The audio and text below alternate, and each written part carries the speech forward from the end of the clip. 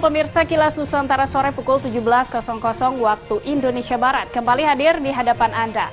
Kami telah menyiapkan 3 kabar pilihan khususnya seputar kebijakan pemerintah.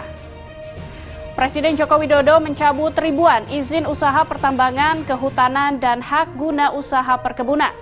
Menurut Presiden, pencabutan izin ini dilakukan karena pemilik usaha tidak menindaklanjuti izin yang telah diberikan selama bertahun-tahun. Kemudian untuk menanggapi wacana penghapusan bahan bakar jenis premium dan pertalite, pakar energi dari Universitas Gadjah Mada UGM Yogyakarta Din Darlianto menilai kebijakan ini sudah cukup tepat. Penggantian dengan Pertamax selain untuk tujuan mengurangi emisi karbon, juga diharapkan bisa menghilangkan subsidi yang tidak tepat sasaran. Berikutnya mengenai infrastruktur pendukung bagi kereta cepat rute Jakarta-Bandung. Dinas Perhubungan Kota Bandung kini tengah menyiapkan angkutan pengumpan dari stasiun akhir di Tegaluar, Kabupaten Bandung menuju pusat Kota Bandung. Dan berikut informasi selengkapnya. Presiden Joko Widodo mengatakan izin-izin pertambangan, kehutanan, dan juga penggunaan lahan negara terus dievaluasi secara menyeluruh. Izin-izin yang tidak dijalankan tidak produktif atau dialihkan ke pihak lain, serta yang tidak sesuai peruntukan dan peraturan dicabut pemerintah.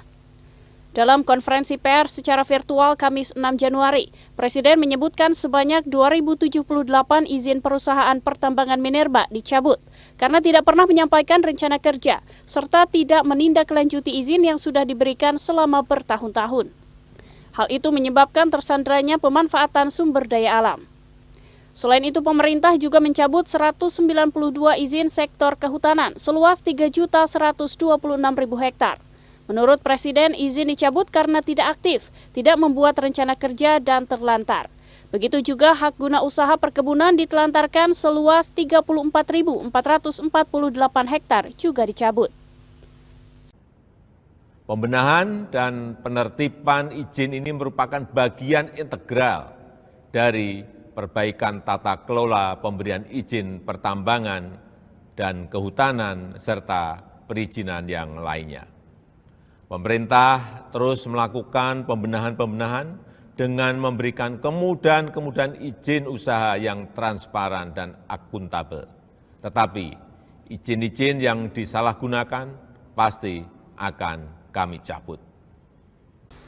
Presiden menambahkan pemerintah akan memberikan kesempatan pemerataan pemanfaatan aset bagi kelompok-kelompok masyarakat dan organisasi-organisasi sosial keagamaan yang produktif, termasuk kelompok petani, pesantren yang bisa bermitra dengan perusahaan kredibel dan berpengalaman. Dari Jakarta, tim kantor Berita Antara mewartakan. Wacana pemerintah menghapus bahan bakar jenis premium dan pertalite dengan digantikan Pertamax mendapat tanggapan pakar energi Universitas Gadjah Mada Yogyakarta. Profesor Din Darlianto sebagai Kepala Pusat Studi Energi UGM menyambut baik rencana pemerintah itu.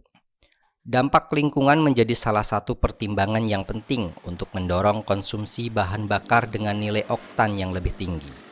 Selain itu, rencana kebijakan ini juga sejalan dengan upaya pemerintah mengurangi emisi pada sektor transportasi. Pemerintah berencana mengeluarkan kebijakan penghapusan BBM jenis premium di tahun 2022 dan mulai mendorong peralihan menuju konsumsi bahan bakar jenis Pertamax yang lebih ramah lingkungan. Proses transisi menuju konsumsi bahan bakar yang lebih ramah lingkungan sebenarnya telah dimulai sejak peluncuran Pertalite pada tahun 2015. Masyarakat digiring untuk berganti dari premium ke Pertalite, dan ternyata itu berhasil. Pengguna premium semakin berkurang seiring meningkatnya kesadaran masyarakat menggunakan BBM yang lebih berkualitas. Masyarakat kelas ekonomi menengah telah lama beralih dari premium ke Pertalite dan bahkan pelan-pelan mulai bergeser ke Pertamax. Pertanyaannya, ketika pemerintah memberikan subsidi terhadap premium, siapa yang menjamin bahwa kendaraan mewah juga beri premium? Itu kan tidak bisa kita kontrol. Tapi dengan seandainya kita mengurangi pelan-pelan, bahkan mungkin menghilangkan dari pasaran, tentu ada skema baru yang diberikan melalui subsidi terhadap orang yang berada pada ekonomi tertentu. Sehingga dengan begitu subsidi lebih tepat sasaran. Ya. Untuk diketahui, pengguna bahan bakar minyak di Indonesia mencapai 39%, mendominasi bauran energi. Dari 39% itu, sebesar 64% dialokasikan untuk sektor transportasi, dan dari 64%, 90%-nya dikuasai oleh transportasi darat. Dari kota Yogyakarta, Daerah Istimewa Yogyakarta, Imam Prasetyo, Kantor Berita Antara, mewartakan. Dinas Perhubungan Kota Bandung tengah menyiapkan angkutan pengumpan atau feeder dari stasiun akhir kereta cepat di Kabupaten Bandung menuju pusat Kota Bandung. Angkutan pengumpan tersebut disiapkan untuk menunjang operasional kereta cepat Indonesia-Cina atau KCIC, rute Jakarta-Bandung sekaligus memberikan kemudahan bagi masyarakat yang hendak keluar maupun masuk Kota Bandung. Kepala Dinas Perhubungan Kota Bandung, Riki Gustiadi, mengatakan bahwa pihaknya saat ini terus melakukan penjajakan dengan berbagai pihak guna menyediakan infrastruktur angkutan pengumpan tersebut, termasuk menentukan jenis angkutan yang akan digunakan, apakah berbasis rel atau jalan raya.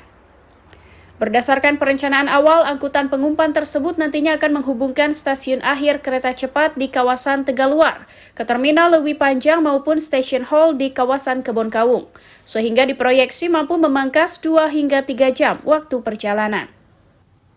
Sehingga nanti kemudahan ke pusat kota jadi tersedia untuk mobilitas masyarakat dari kereta api cepat jalur Bandung-Jakarta, sehingga pada titik simpul terminal terakhir di KCIC atau kereta api cepat di Tegaluar itu bisa mudah masuk dan keluar ke Kota Bandung.